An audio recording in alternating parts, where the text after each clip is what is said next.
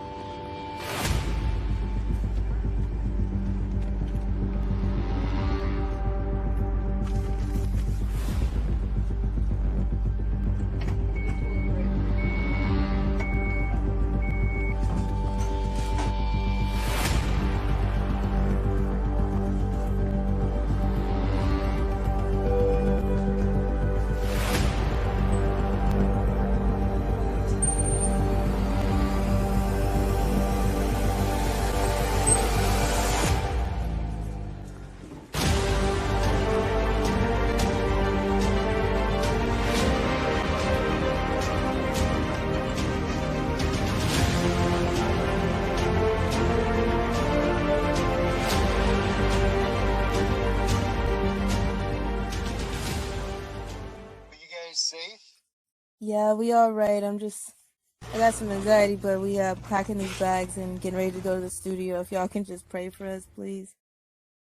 We're praying hard. We got you, God's got you. Always praying. Army strong. Hey, we'll check in a little bit. Love you guys. Love you, stay safe. Love you, be safe. People that need help. Speaking on the situations from Chino Hills and from... CPS reports say that it began when I was 3 months old, but I remember very clearly at 4 years old. It's the first time that somebody hurt me and I didn't have drugs. It was the first time I was awake and I knew what was going on. I was at my babysitter's, and out of all the kids, she kept bringing her boyfriend around me. She kept telling me to come sit in the room on his lap, talk to him. And one day I got really irritated that he kept trying to touch me, so I started fighting him, and she beat me. She beat me, and she told me that he was going to do whatever he wanted to do anyway, so she locked me in the room. And when he stopped, she took my stuff, and she threw me outside in the driveway in Ritchie Canyon until my 2 biological sisters got off the school bus and they found me. I was in shock. I just sat there. And bruises were so bad. The pain was so bad, I didn't know what to do with myself.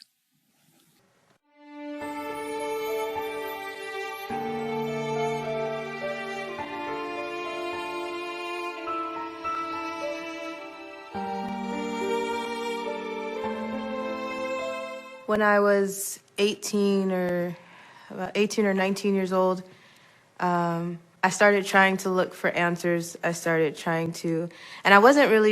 know who my mom is. I don't need those answers. My former last name it means nothing to me.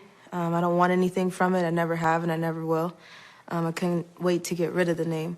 But when I turned 18, 19, I started trying to still fill in those holes to my life that I'm still missing. And I tried to go back to the hospital, St. Bernardine's, California. I tried to go back and get some type of history. I started talking to my babysitter. It was a weird situation because she was placed in my life as someone that I started talking to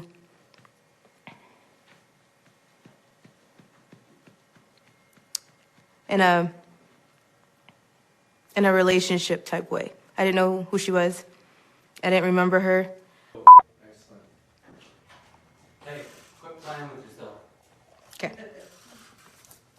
I can hear it every time you squeeze that thing. All right. Well, I don't know where to throw this. Quit playing with yourself. That stopped a while ago, but here we go. I don't know where. I can't. I would toss it. I can't see anything, so I'm just gonna get low. Okay, I can see it.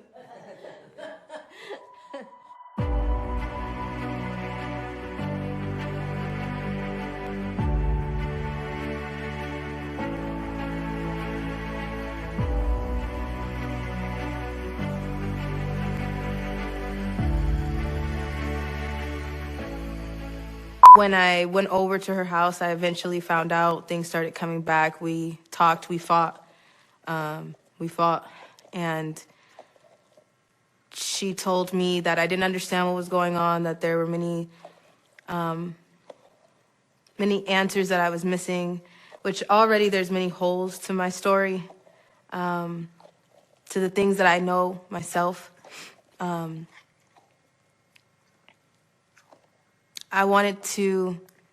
I stopped looking for those answers when I was adopted, and I don't need those answers, but I tried to look anyways. I went back to St. Bernardine's Hospital. I started looking for answers, and I didn't know what I was looking for. I didn't know if I wanted that answer.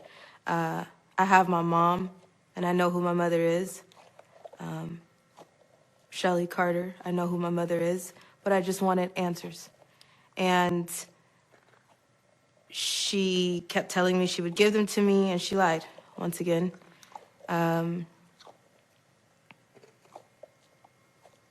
Everybody thinks that it's your elite predators, your celebrities, your blue check mark, your political suits, your very credible people that you're supposed to be scared of, or you think that that's the only people that are involved in corruption, like Child Protective Services or secret societies, military and government corruption. You think that that's it, and it's not. And that's what they want you to think. They know that you don't know. But it's not just your elite celebrities. It's your everyday people. It's your lawyers, your doctors, your pediatricians that you take your children to, your everyday neighbor, your teachers, your daycare facilitators. My babysitter had the keys to the elementary schools in her area. My surrogate, I don't call her a mother, but my surrogate, she took her to court. She went to court with it, and she lost the case. And then I wondered, what did I do? What did I do wrong? Why did everybody treat me like I did something wrong at 4 years old? Why did everybody treat me like it was my fault? In the courtroom, they made her shake her purse out and give her the last bit of change that she had in her wallet because she said she didn't give her the rest of the money for that day. And she did.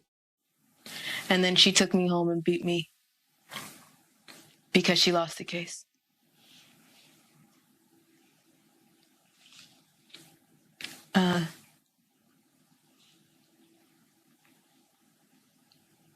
Everything became something that was normal since that day. That day never leaves me. And ever since that day, I thought everything that was going on was something that had to happen and something I did. So I stayed quiet until I was about 12. And then every boyfriend, every piece of authority, everyone that she brought in my life, she kept telling me she didn't get enough money from me. She got government money for the rest of her kids. She stole Social Security cards. She was very well invested with the Panthers until they left her alone for a little bit. And so she had to figure out the money and then come by herself. So bootleg movies, fake IDs, drugs is what she did. But she always said she never got enough money from me. So, and at 12 years old, she started dating the chief of police.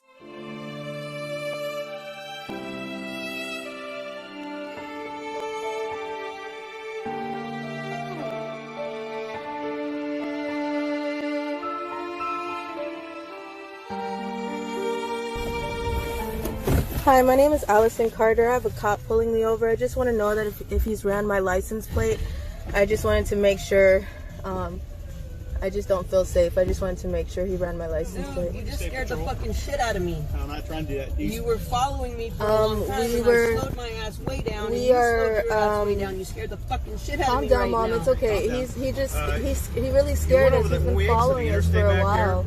You went over that solid white line, okay? Now I didn't know if you were I am going towards 366. Because I was trying to see if you were fucking following me, dude. Okay. You have driver's license on your quick man? Yeah. Is this your car? No, we're not driving. Hang on one second. Did you call us? calling 911 Did you to call make us sure in, that this sir? is a I legit- just want to make sure you called us in. And I'm on the phone with 911 right now. I just want to make sure you called us in. Called what in? Called this in. Pulled over. What are you, a state trooper? Yeah. Yes, he's a state trooper. My Are you daughter's a Officer trafficking McDaniels? survivor.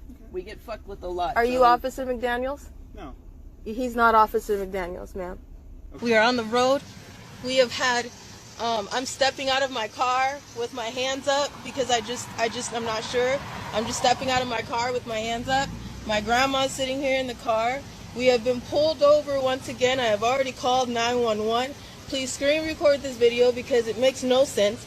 This officer has now pulled us over and has said that the reason why he pulled us over, please stay on Facebook, screen record, make sure with my mom. She's on my Facebook Live right now, and she's inside this trooper's car.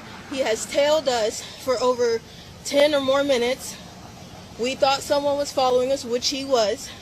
She speed up, she slowed down. We did everything that we needed to do to make sure that he was following us. Now he's saying that she committed some type of traffic stops or traffic violations. Now he's saying that she's drunk. My mother does not drink. I put that on everything that I love and my grandmother's grave, that my mother does not drink or do any type of drugs.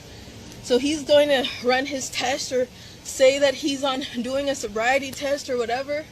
I'm just done with this. I've already called 911 and checked with Highway Patrol. They said that he did not call it into state, but he did call it into Highway Patrol a few minutes ago into the car. Were you a cock blogger? I'm not gonna let you walk up next to him. No. No. You guys are asswads. You guys fucking suck. All the brotherhood. Can you grab me a soda while you're back there? You're really harassing me Because first you're gonna a violation, and then I'm a drunk driver, and then now you're getting me on drugs and shit, and you're upset because I didn't pull over immediately off the off ramp.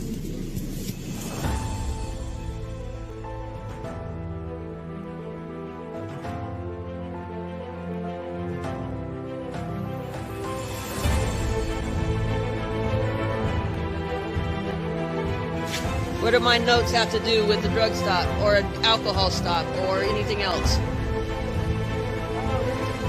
Nosy ass. What does that have to do with anything? You're looking for what? What are you looking for?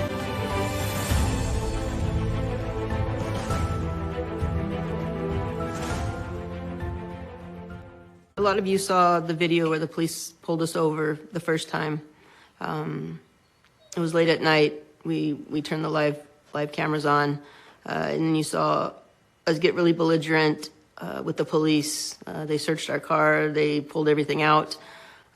What you don't understand is there's so many more things that go on for survivors. Weeks prior to that, one of Allie's handlers had bought onto her contract. That means that they paid money for each one of those police officers to pull us over the way they did. And I already knew that your police officers are not all good and they're not all bad, but there are some that have sworn to the Freemason Brotherhood, and they're very corrupt. Like all the secret societies, they do what they're told to do. When you saw Allie getting very belligerent with the police officer, it's because the police officer was looking at the phone. One of the people that help us stay out of the way was calling, and we didn't want him to see who was calling because we were afraid that he would harass her. So it was actually Allie's alter, Maddie, that was getting very belligerent. Most of you don't understand how things work for survivors. There's just a lot to it. When they paid to gang stalk her in that way, the purpose of it was to stress her out to the point where she split. That night, when you watched us on the live being pulled over, that was enough stress for Allie to split, and that was the goal of the gang stalking. What does it mean to split?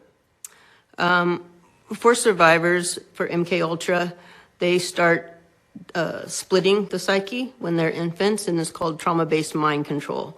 And they introduce trauma into the children, usually the infants. Sometimes they do it while they're in the womb. They can shock them in the womb.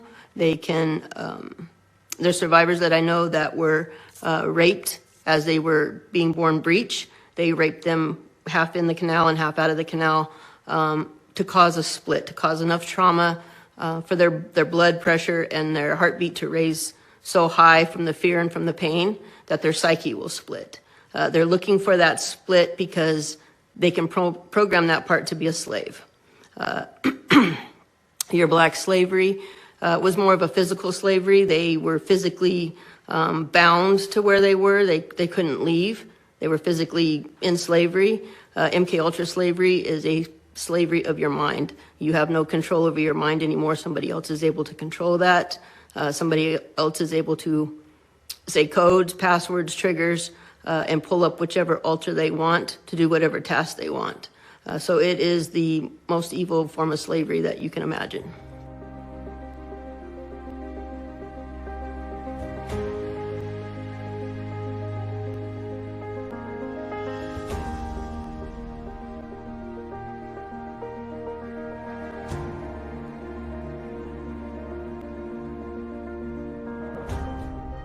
And he would come in my room at 4 o'clock in the morning, every night like clockwork. He was a married man, and he didn't come over during the day except for maybe twice. But he would come over at 4 a.m., 3 a.m. to have sex with her, and then she would go get in the shower. And then he'd come to my room. And there was only a few times where I was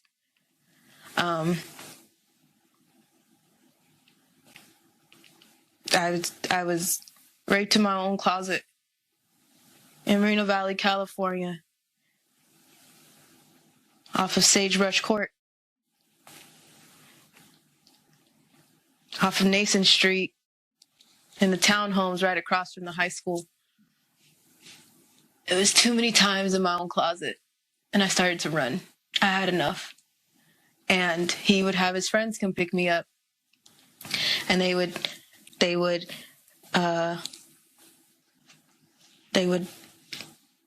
me over on Marino Beach Drive, right in front of the car dealerships. They would have their way, and then they would take me back home until they got a trap house on Nason Street. They would bring other kids. Nobody questions the cops. Nobody questions why their cars are parked the wrong way. Nobody questions what they're doing. Everybody thinks that if the cops are sitting in a weird spot in the middle of a deserted field, then somebody did something wrong and they were probably trying to catch them. And no, it's not true. I tried. I tried to run. I tried to scream. I tried to fight. And they would just put handcuffs on me.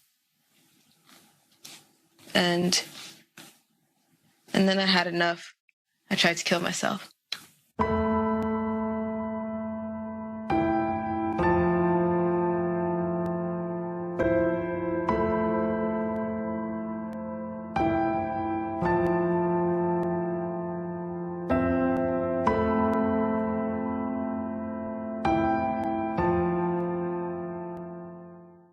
Well, my career in law enforcement, I actually joined the Brotherhood of Freemasons. Okay.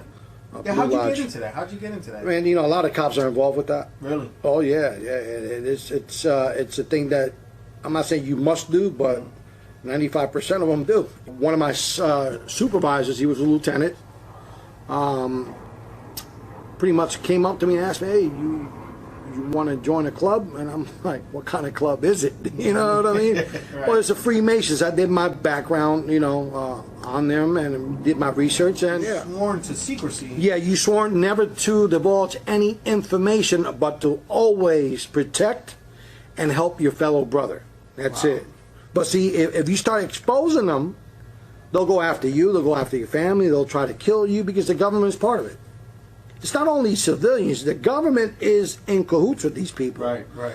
And there's sectors throughout the whole country that's split apart. I don't know if it's northeast, south, and west, but they have witches that are in charge of these sectors and warlocks that are in charge of these sectors, and they pretty much monitor the satanic, you know, I'm going to use the satanic, you know, members. Mm-hmm. And a lot of them are politicians heavily involved in witchcraft. Mm. And they have to do certain rituals and certain things in order for them to gain favor with the Rothschilds, and then they send orders of you know, orders of doing things for that family. Wow. You know, they give them orders, and with those orders money comes with it. Exactly. They're all demons. They're all demon possessed. They're vessels. They're fleshly vessels that are compartmentalized. They're like shattered. They shatter their brains, and it's just like MK Ultra, right? They use MK Ultra to break the minds of people, and then they mold them the way that they want them to go. Wow. You know what I mean? Or satanic ritual abuse. That all comes together with the Freemasons.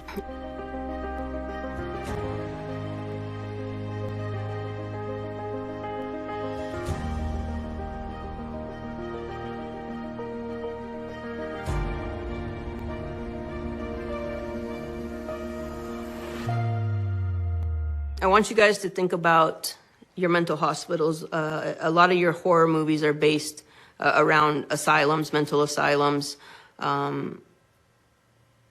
Most of us know that there was tortures that went on in the mental asylums, lobotomies, different types of things like that. Those things are real. A lot of your MK Ultra survivors have been through mental hospitals.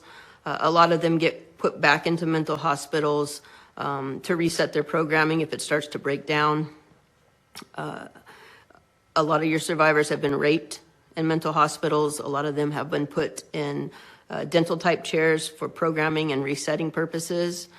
Most of the survivors that you come across are going to be terrified of the dentist, and there's a reason for that.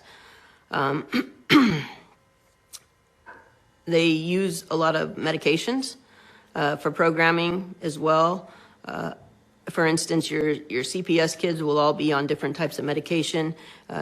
If you go buy a medication and you pull out that pamphlet that comes with it, there's a big long thing with risks and side effects and those type of things.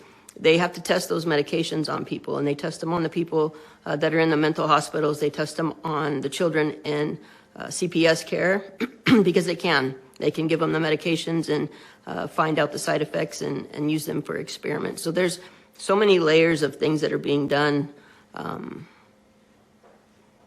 It's just the worst evil that you've ever seen. I went into mental hospitals.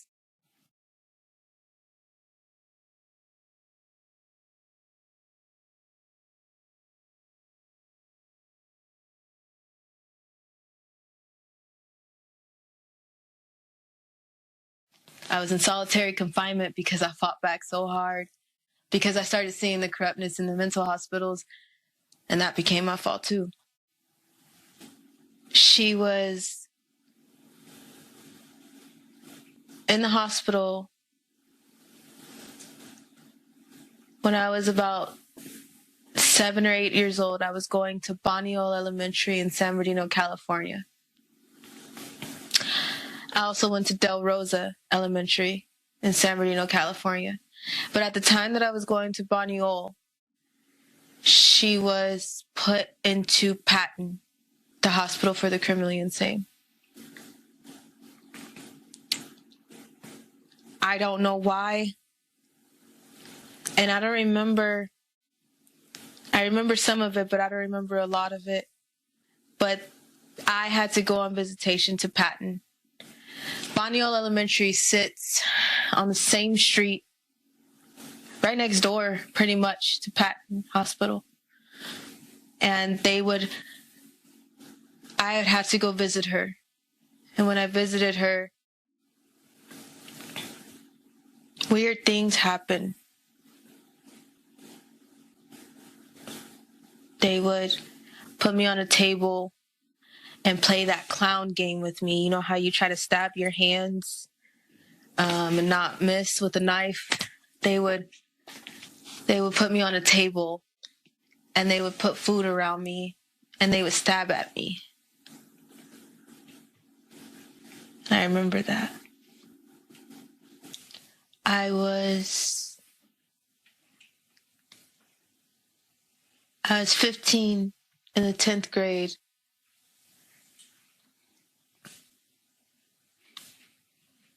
By the time I went into Child Protective Services, first I went to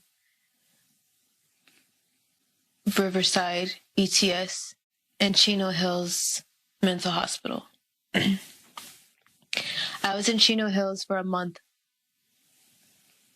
in a psych ward.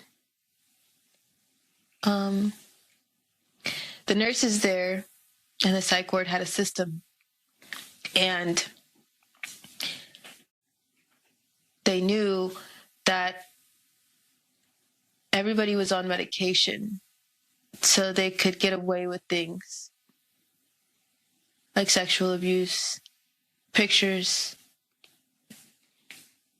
writing fake things in the chart but discussing it over someone's bed. And because they thought you were high and drugged, they didn't think you'd remember.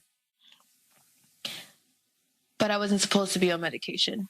I was given medication, but I wasn't supposed to be on it. There was no reason. And one night I was awake when 2 nurses came in the room. My roommate had sliced her arm. She sliced it from here down. And they used to always have to change her bandages because she would try to reopen them at night. And I never understood why. she would scream and she would try to reopen them. I'd wake up in pain and I didn't know why. And then one day I didn't take my medicine.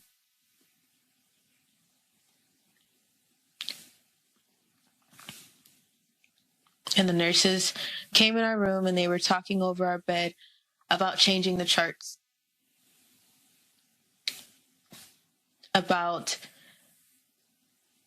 nobody would believe the kids because they're already crazy.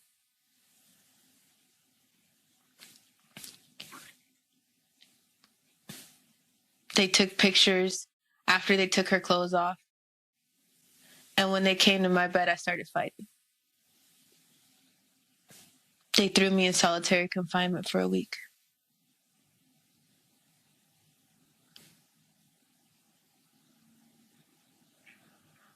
I wanted to die. I remember the social worker coming out and telling me that they were going to send me back to my biological mother.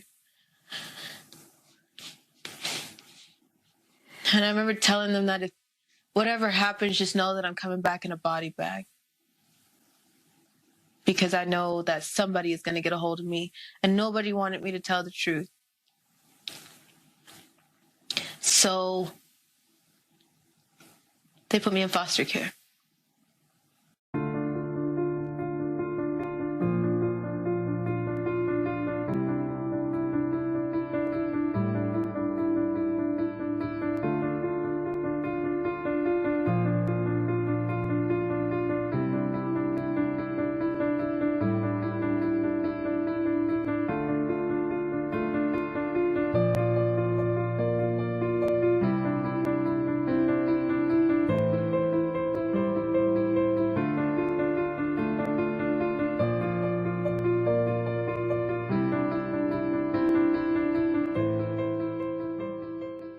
When Allie was put in foster care, I was advocating for her, and I was reporting back, and I was writing reports and turning in reports to CPS based on the abuse that she was telling me that she was experiencing while in foster care.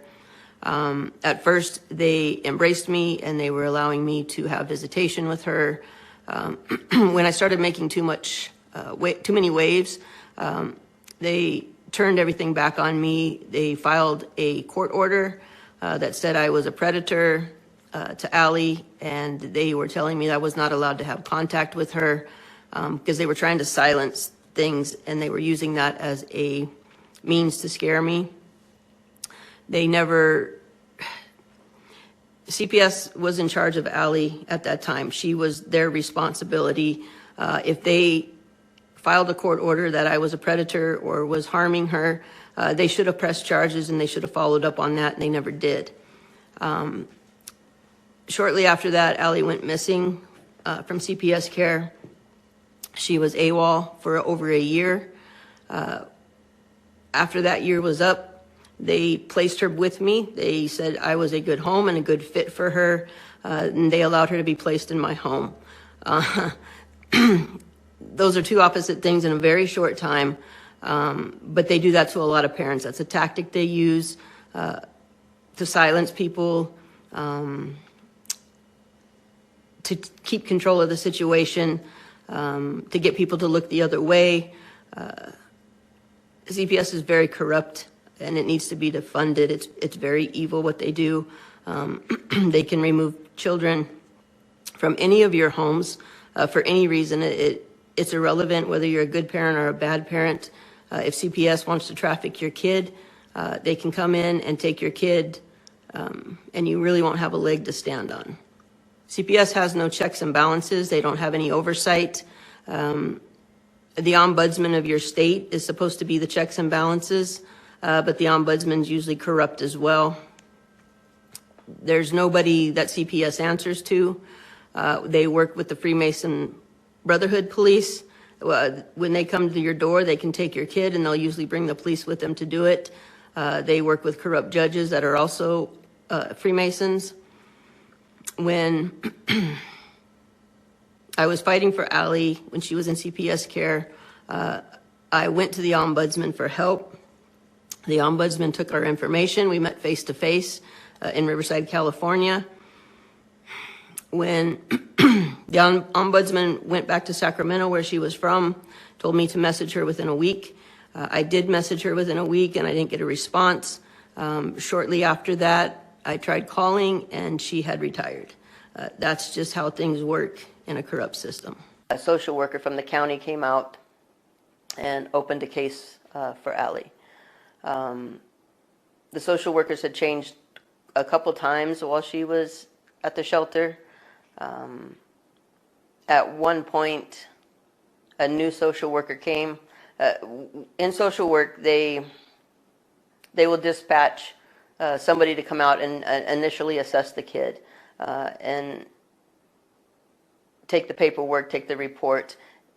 That's their job. When that part's done, then they hand that off to another social worker. So a new social worker will come out after that. There's a really high turnover rate of social workers for kids. They change frequently. So the second social worker came out. By this time, Allie had a pretty thick folder. They had information. I don't know where they got that information.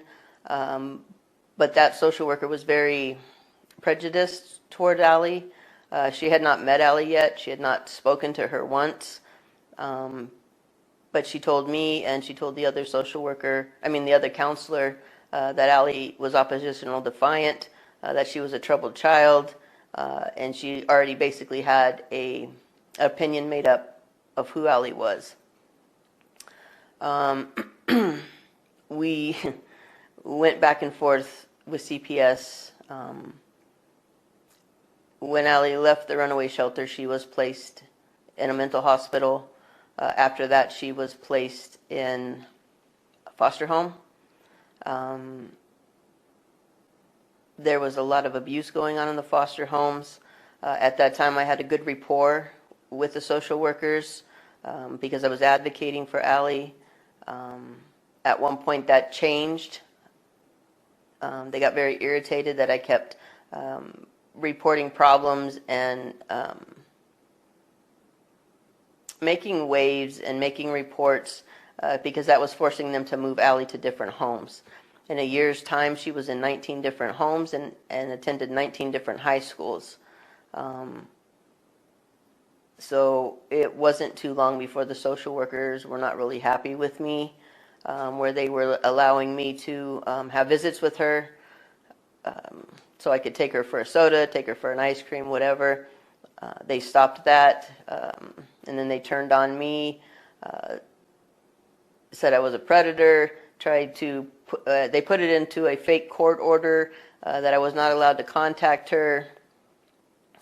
But Allie kept contacting me, telling me, this is what's going on. Can you help me? And I was bound by duty to do the right thing.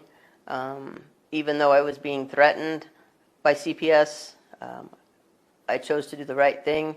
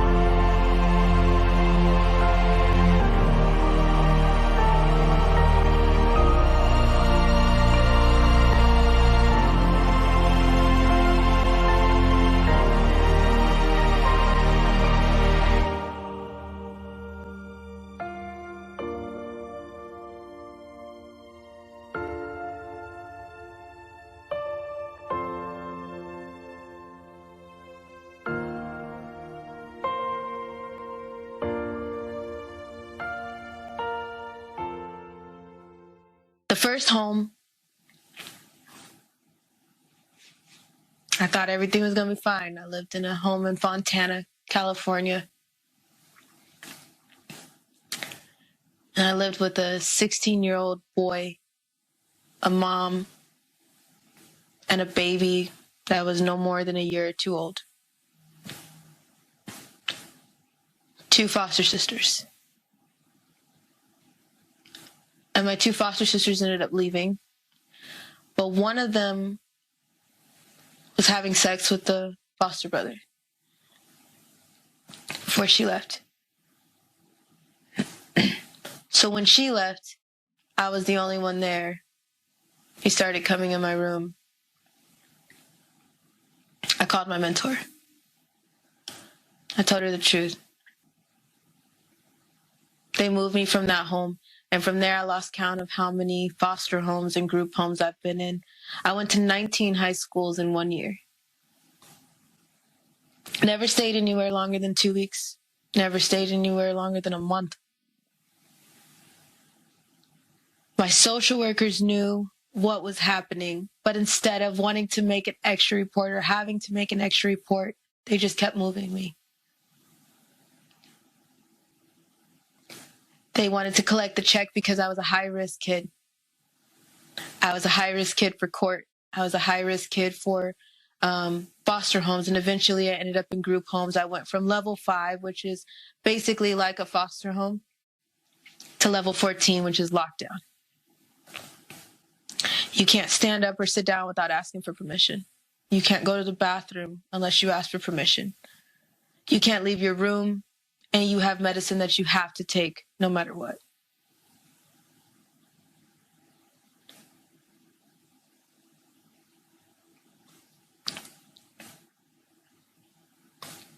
And then I met my pimps. And I started talking to someone online. And I thought that I met him and he was going to be my boyfriend and I'd have this relationship. And I was with him for a little bit. His name was Keith. He had, he was everything somebody like me needed in a time where nobody gave a damn and everything that I owned was in a trash bag and moved from place to place to place. And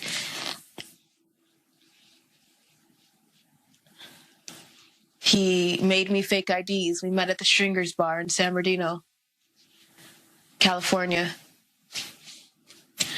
From there, I thought it was okay. And we spent maybe only a couple weeks together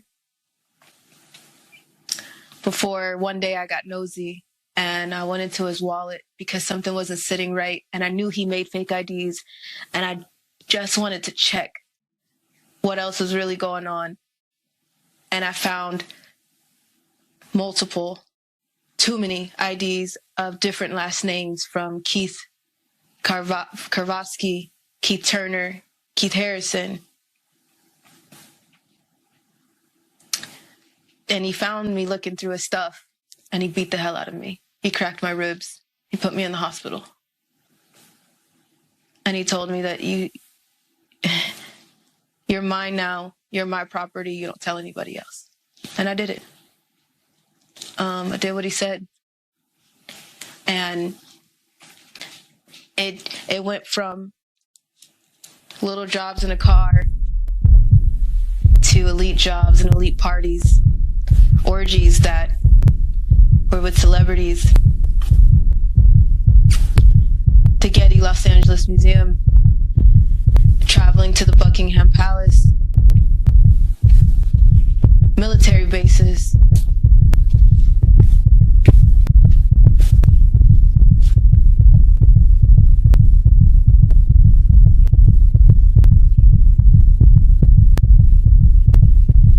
Sorry. My heart's pounding really fast.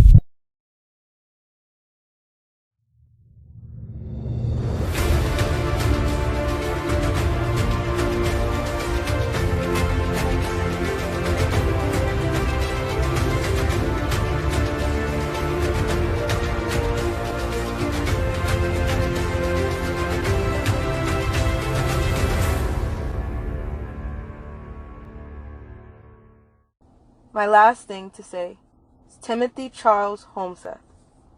This is my message to you. Please spread this message everywhere. Timothy Charles Homseth. Sir, you tried to speak to me in July. You posted my video on your platform. Randy came and contacted my mom and told my mom that she knew that we were telling the truth. Timothy Charles Homseth, sir, you tried to speak to me, and honest to God, I was scared. Because at the time, I was in my home, and I knew that if I talked to you, or I thought that if I said anything else more than the videos that I was saying, that we would be here. So I backed up from you, went to work, and tried to act like shit wasn't falling because I was scared, sir. Timothy Charles Homseth, I see the hell you go through. I admire you for still sticking up and doing what needs to be done and bringing shit to the light. I am telling you right now that, sir, I would appreciate any advice, a phone call, any tips, suggestions. You went through this shit for a year. It's more than that now. More than that. You're still going through it. So, sir, please try to contact me again, and I am trying to get in touch with you. If there is something that you can help me with, we have a lot of danger coming our way from the bullshit that is happening right now, and we need your help. I am sorry that it took me so long, but yes, sir, I was honestly afraid. I was terrified because I knew this. So, Mr. Homseth, we are looking for you. We are looking to speak to you and just to try to get something that can help us to continue this fight, because we know that you were telling the truth, and I know that you had advice for me in the beginning, and I'm so sorry I ran. Honest truth. Take the children and yourself.